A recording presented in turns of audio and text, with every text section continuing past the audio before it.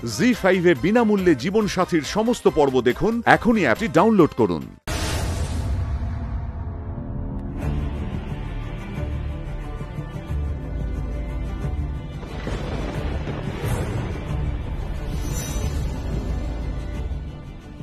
কিছু বলবি? না, বললে অনেক কিছু বলতে পারতাম, কিন্তু যতই হোক তুই এই বাড়ির অতিথি, নিশ্চয়ই ডিনার করবি। ডিনার করে ফিরে যা দিদি।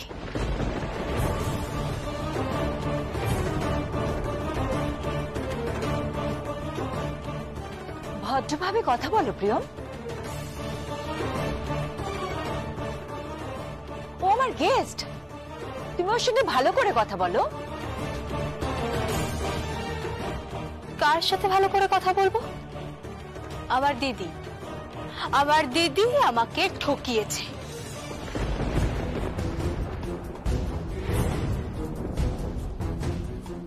কখনো মৃত মানুষের ভান করে, কখনো অসুস্থ মানুষের ভান করে দিনের পর দিন আইসিইউতে থেকেছে। তার জন্য তুমি আমাকে বলো প্রিয়ম, ও এর জন্য দায়ী নয়, আমি দায়ী।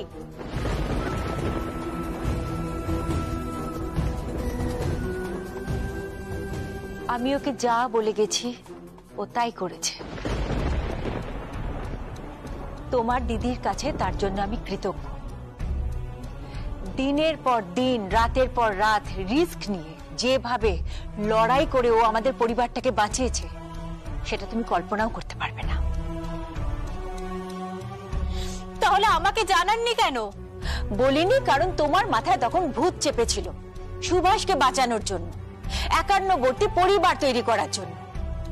যদি আমি জানতাম সেটা ইম্পসিবল। সেটা পসিবল, আর আমি সেটা করে দেখাবো আমি।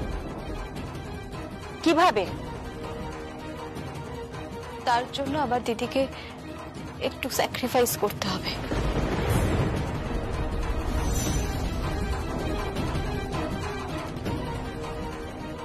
কি করতে হবে বল? তুই আমার খুশশ্বশুরের ওপর থেকে কেসটা তুলে নে দিদি।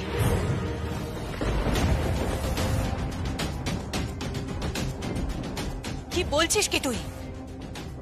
তুই জানিস তুই কি বলছিস? ওই সুভাষ ব্যানার্জির জন্য আজকে তোর ননদ ওই বাড়িতে টর্চার হচ্ছে। কতগুলো লোককে ভাড়া করে এনে তাদের মিথ্যে পরিচয় দিয়ে তোর ননদের বিয়ে দেওয়া হয়েছে। আর সেই ননদ আর কেউ নয়, এই মহিলার মেয়ে। তার গর্ভধারিণী এখানে সামনে দাঁড়িয়ে আছেন। উনি দাঁড়িয়ে দাঁড়িয়ে শুনছেন যে ওনার মেয়েকে দিন রাত টর্চার করা হচ্ছে। এমনকি তাকে এটাও বলা হচ্ছে যে আগামীকাল তার নিজের ভাত কাপড়ের রান্না তাকে নিজেকেই করতে হবে। আমি রান্না করব, আমি যাব ওখানে।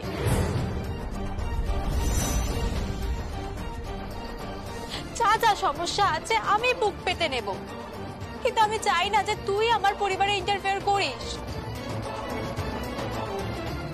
আমি জানি আমার খুশশ্বশুর তোর সাথে অন্যায় করেছে, তার জন্য ক্ষমা চাইছি আমি। প্লিজ একটা সুযোগ দে না, হাত জোড় করছি, আর একটা সুযোগ দে।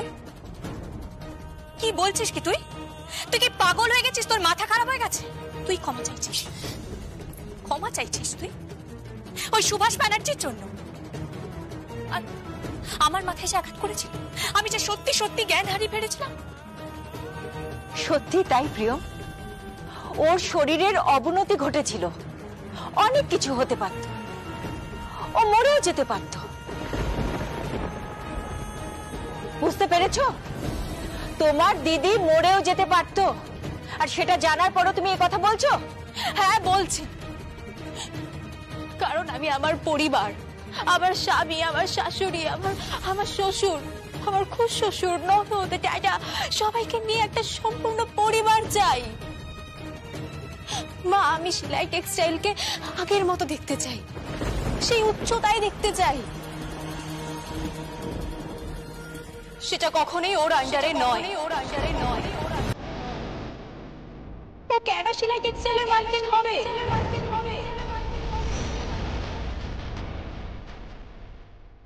বোন। শুনতে স্বার্থপরের মতো লাগলেও এটাই ফ্যাক্ট দিদি।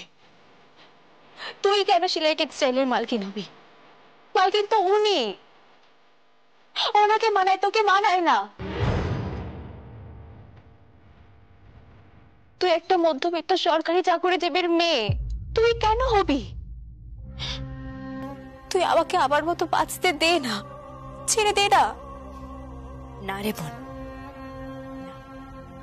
জলটা না অনেক দূর গড়িয়ে গেছে, এরপর ছেড়ে দিলে কি হবে? ছাড়া যাবে না তো। তুই তোর মতো করে সুভাষ ব্যানার্জিকে বাঁচানোর চেষ্টা কর, আর আমি তো ওকে পানিশমেন্ট দেবই, এই আমি তোকে বলে রাখলাম।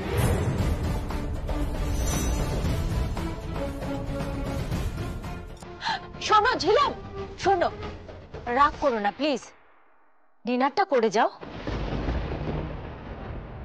না আন্টি, আজকের পর গলা দিয়ে আর ভাত নামবে না। সরি।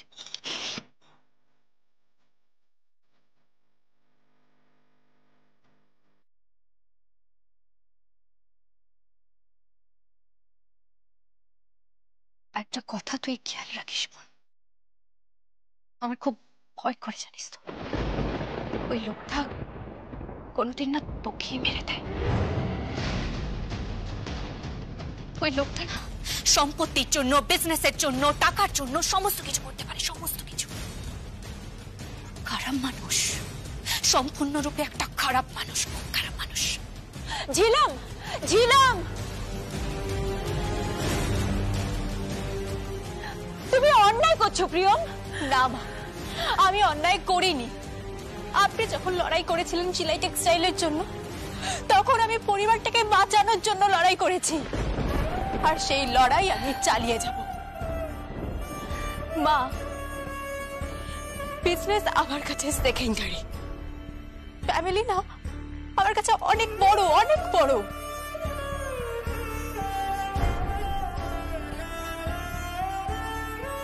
তুমি ভুল করছো প্রিয়ম, তুমি ভুল করছো।